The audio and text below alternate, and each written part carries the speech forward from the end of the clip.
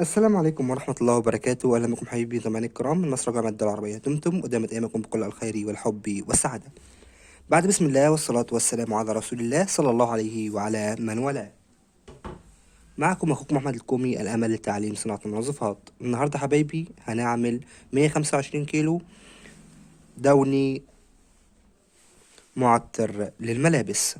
هنعمله بطريقة سهلة وبطريقة بسيطة وبجودة محترمة بإذن الله. أول حاجة هنملى كمية المية كلها، هنسيب فاضي حوالي كيلو ونص فقط، لأن احنا مش هنحط خامات كتير.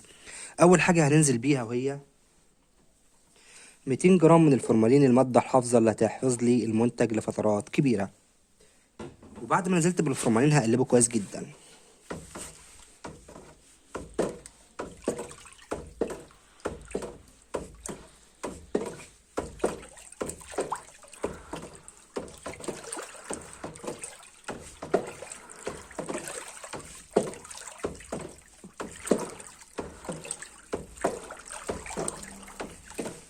وبعد حبيبي ما قلبت المادة الحافظة بتاعتي اللي هي الفورمالين، هسيبها لتاني يوم عشان ريحتها تروح تماما من المنتج، وارجع احط الريحة واحط بقية الخامات.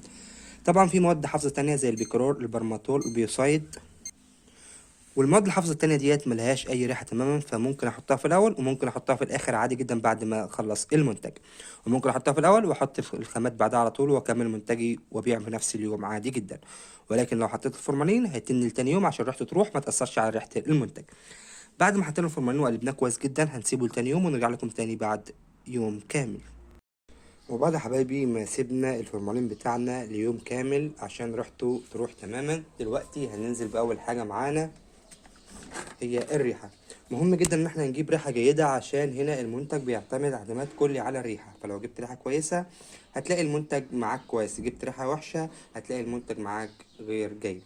فهنحط الريحة يا جماعة ربع كيلو من الريحة الزيتية العالية الجودة. بركز على الموضوع ده تاني، اهم حاجة زي ما انتم شايفين الزيت عايم على الوش خالص، دي ريحة ممتازة جدا، دي ريحة زيتية عالية الجودة. بعد ما حطينا الريحة هنديها تقليبة كويسة جدا.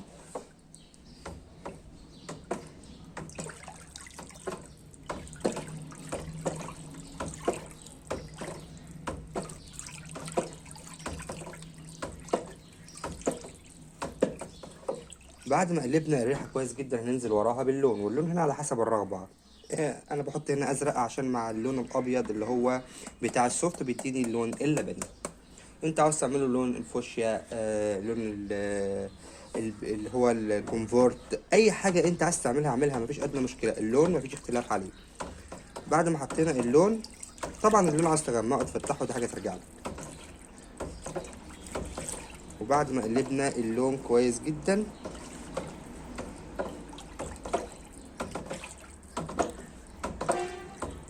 دلوقتي هنجيب السوفت بتاعنا في كيس بالمنظر ده، ونخرم الكيس من فوق يا جماعة بالمنظر ده، يبقى خرم صغير، خرم بسيط كده، وننزل سرسوب كده خيط بسيط من السوفت. دي اسهل طريقة تدوب بيها السوفت، وتقلب مع نزول الخيط ده. نلاحظ ان السوفت بيدوب معانا اسرع.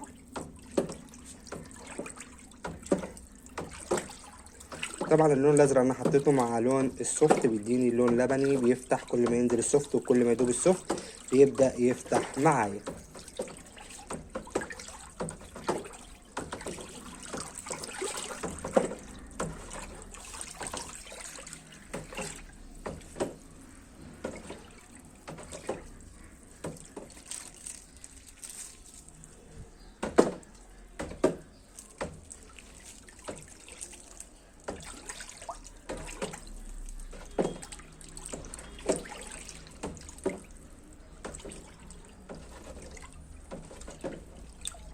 نكمل كمية السوفت كلها ونرجع لكم تاني. وبعد حبيبي ما دوبنا السوفت معانا تماما، السوفت اللي هيديني التقل بتاع المنتج. طبعا هنلاحظ ان في كتل هي لسه ما دابتش. هنسيب بقى السوفت بتاعنا من ساعتين لثلاث ساعات، وكل ما يقعد اكتر كل ما هيدوب معاك اكتر، بياخد وقت في اذابته. فما تقلقش عادي لو كتل معاك كتل، هو لازم يكتل معاك كتل كده بيضة صغيرة وهتدوب مع الوقت، ولكن هتقعد من ساعتين لثلاث ساعات او اكتر بشوية، وده على حسب نوع السوفت. فهنسيب المنتج يتقل معانا تماما والسوفت يدوب بنسبة 100% ونرجع لكم تاني. وبعد حبايبي ما السوفت بتاعنا داب تماما، تعالوا دلوقتي نشوف المنتج. بسم الله ما شاء الله، زي ما انتم شايفين لزوجة، ولسه في كتل كمان بسيطة جدا ما دابتش، لما تدوب هيتقل عن كده كمان، ولكن اللزوجة ممتازة جدا. واهم شيء الريحة بتاعته هتكون جامدة جدا، ولكن هات ريحة كويسة. هقولها المرة الأولى والمليون، هات ريحة كويسة عشان يطلع معاك المنتج كويس. ما جبتش ريحة كويسة ما تستناش من المنتج انه يكون كويس او يثبت في الملابس. مفيش احسن ولا اروع من كده ولا اسهل من كده. عملنا دوني بطريقة بسيطة جدا وسهلة، مش محتاج كلام كتير. في النهاية طبعا حبايبي، لو عجبك الفيديو اعمل اعجاب بالفيديو واشترك بالقناة وفعل الجرس حتى تصلك كل ما هو جديد من اخوكم احمد الكومي، الامل لتعليم صناعة المنظفات. واهم حاجة دعوة حلوة من القلب، لان احنا بنعمل ده كله علشان صلاح دعكم، فما تنسوناش من صلاح دعكم والدعاء لوالدي بالرحمة والمغفرة. شكرا لحسن المتابعة، والسلام عليكم ورحمة الله وبركاته.